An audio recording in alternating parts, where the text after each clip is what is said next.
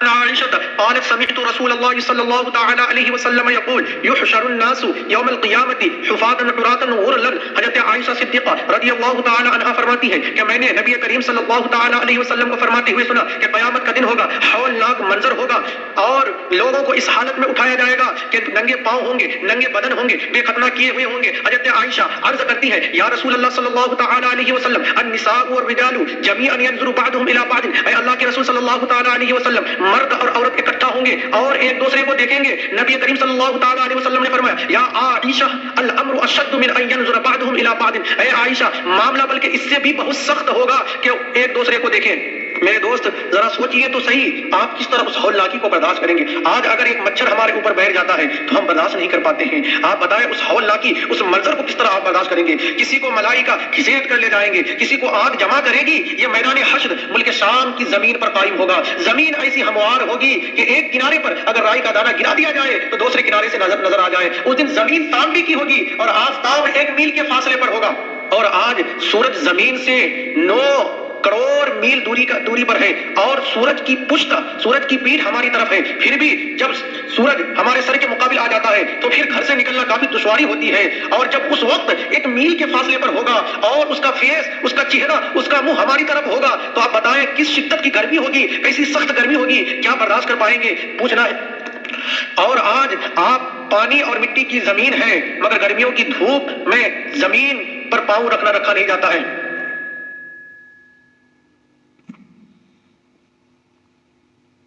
میرے دوست ذرا سوچئے تو صحیح، آج زمین پانی اور مٹی کی ہے مگر گرمی کی جب شدت ہوتی ہے، دھوپ کی جب شدت ہوتی ہے، سورج سر کے مقابل آ جاتا ہے تو پاؤں زمین پر رکھنا کافی مشکل ہوتا ہے، پاؤں زمین پر رکھنا کافی دشواری ہوتی ہے. اور جب قیامت کا دن ہوگا اور زمین تانبے کی ہوگی، سورج 1 میل کے فاصلے پر ہوگا تو آپ ہی بتائیے کہ اس کی تپش، اس کی گرمی، اس کی شدت، اس کی حدت کون بیان کر سکے؟ اللہ پناہ میں رکھے. بھیجے کھولتے ہوں گے اور اس کثرت سے پسینہ نکلے گا کہ 70 گز زمین میں جذب ہو جائے گا. پھر جو پسینہ زمین نہ پی سکے گی اس کو باہر پھینک دے گی. کسی کے ٹخنوں تک ہوگا، کسی کے گھٹنوں تک ہوگا، کسی کے کمر تک ہوگا، کسی کے سینے تک ہوگا، کسی کے گلے تک ہوگا اور کافر کے تو منہ تک چڑھ جائے گا. کافر ان پسینوں میں ڈبکیاں کھا رہے ہوں گے.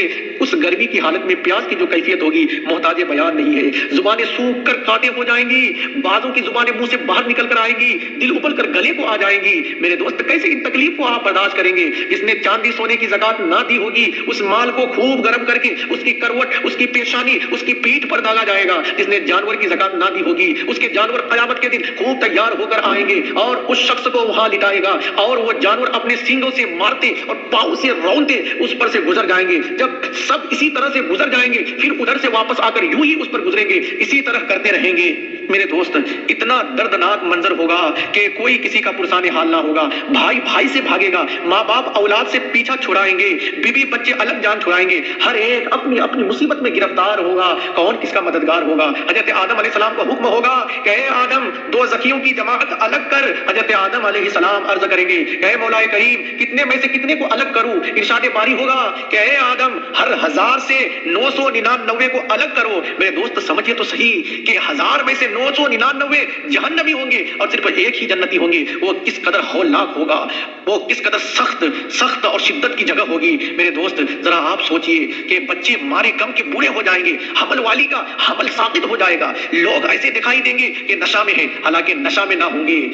اللہ کا عذاب بہت سخت ہوگا. غرض کہ کس مصیبت کا بیان کیا جائے، 1 ہو 2 ہو 3 ہو 4 ہو 10 ہو 100 ہو 1000 ہو تو کوئی بیان بھی کرے. 1000 ہاں مصائب و آلام ہوگا اور یہ سب تکلیفیں 1 دن 2 دن 4 دن نہیں، 1 مہینہ 2 مہینہ 3 مہینہ نہیں، 1 سال 2 سال 3 سال نہیں، بلکہ 50,000 برس کا ایک دن ہوگا اور قریب آدھے دن اسی طرح گزر جائیں گے.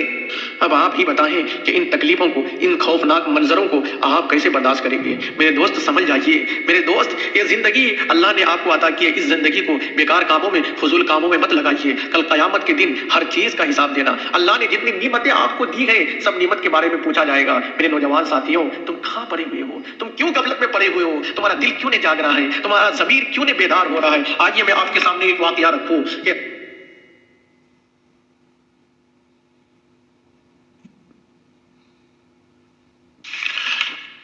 حضرت حاتم اسم رحمۃ اللہ علیہ یہ حضرت شفیق بلخی رحمۃ اللہ علیہ کے مرید ہیں. زہد و عبادت میں اقتداء روزگار تھے اور سن بلوغ کے بعد سے زندگی بھر کبھی یاد الہی سے غافل نہیں رہے اور پوری زندگی صدق و اخلاص میں گزار دی. ایک مرتبہ کا واقعہ ہے کہ ایک مرید تشریف لاتے ہیں اور عرض کرتے ہیں کہ حضور آج ہمارے گھر میں دعوت ہے, آپ قبول فرمائیں. حضرت حاتم اسم رحمۃ اللہ علیہ فرماتے ہیں کہ تمہاری دعوت قبول کی جائے گی, لیکن 3 شرط ہے. پہلی شرط یہ ہے کہ جس جگہ چاہوں بیٹھوں. دوسری شرط یہ ہے کہ جو چاہوں کھاؤں. اور تیسری شرط یہ ہے کہ میرے کہنے پر تجھے عمل کرنا ہوگا. مرید نے کہا کہ حضور آپ جیسا فرمائیں, آپ کی بات ہماری سر آنکھوں میں, آپ کی جیسی مرضی ہوگی ہم قبول کریں گے. چنانچہ آپ ان کے گھر میں تشریف لاتے ہیں اور جہاں لوگوں نے اپنے چپل اپنے جوتے کو رکھا تھا آپ اسی جگہ بیٹھ جاتے ہیں.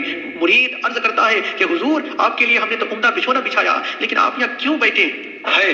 حضرت حاتم اسم رحمۃ اللہ علیہ فرماتے ہیں کیا میں نے تم سے وعدہ نہیں لیا تھا؟ پھر آپ اپنی گدری سے 2 روٹیاں نکالتے ہیں اور پانی میں بھگو کر آپ کھاتے ہیں. پھر مرید عرض کرتے ہیں کہ حضور میں نے آپ کے لیے تو عمدہ کھانا تیار کیا تھا. حضرت حاتم اسم رحمۃ اللہ علیہ فرماتے ہیں کیا میں نے تم سے وعدہ نہیں لیا تھا؟ پھر آپ نے فرمایا کہ گرم توا لے کر آؤ. جب مرید نے گرم توا لے کر آیا تو آپ جلتے ہوئے توے پر کھڑے ہو کر فرمایا کہ میں نے صرف 2 روٹیاں کھائی ہیں. پھر توے سے اتر کر اہل مجلس سے کہا کہ اگر تمہارا یہ عقیدہ ہے کہ قیامت میں ہر شے کا محاسبہ ہوگا تو اس جلتے توے پر کھڑے ہو جاؤ. لیکن لوگوں نے عرض کیا کہ حضور ہمارے اندر یہ طاقت نہیں ہے, ہمارے اندر یہ سخت نہیں ہے, ہمارے اندر یہ جرأت نہیں ہے, ہماری بس کی بات نہیں ہے کہ ہم اس جلتے توے پر کھڑے ہو سکے. آپ نے فرمایا کہ جب تم اس وقت اس توے پر کھڑے ہو کر اس وقت کا حساب نہیں دے سکتے تو بتاؤ کہ آگ سے بنی ہوئی محشر کی زمین ہوگی اور اس وقت کھڑے ہو کر تم کو تمام عمر کا حساب دینا پڑے گا, تم کیسے دو گے؟ پھر آپ نے اس آیت کریمہ کی تلاوت کی ثم لتسألن یومئذ عن النعیم, یعنی قیامت کے دن تم سے تمام نعمتوں کے بارے میں باز پرس ہوگی, تمام نعمتوں کے بارے میں پوچھی جائے گی. اور آپ کی تشریح کا انداز اس قدر تھا کہ ایسا محسوس ہو رہا تھا کہ میدان حشر نگاہوں کے سامنے ہے اور تمام اہل مجلس مضطرب ہو کر رونے لگے, دریا گزاری کرنے لگے. اس لیے میں آپ سے عرض کرتا ہوں میرے دوست, آپ ڈریے, خوف خدا دل میں پیدا کیجیے, خشیت الہی دل میں پیدا کیجیے. بتائیے آپ قیامت کے دن آپ سے حساب لیا جائے گا, آپ کا محاسبہ ہوگا اور جتنی بھی نعمتیں آپ کو اللہ نے عطا کی ہے ہر نعمت کا حساب آپ کو دینا پڑے گا. بتائیے فضول کاموں میں وقت نہ برباد کریں, فضول روپیہ نہ اڑائیں, کیونکہ ان سب کا حساب لگے گا. میرے دوست اگر روپیہ کو فضول کاموں میں اڑائیں گے تو وہی روپیہ کل عذاب جہنم کی شکل میں بن جائے گا, اور آپ روپیوں کو اگر اللہ کے راستے میں خرچ کریں گے تو وہی بخشش کا پروانہ بن جائے گا.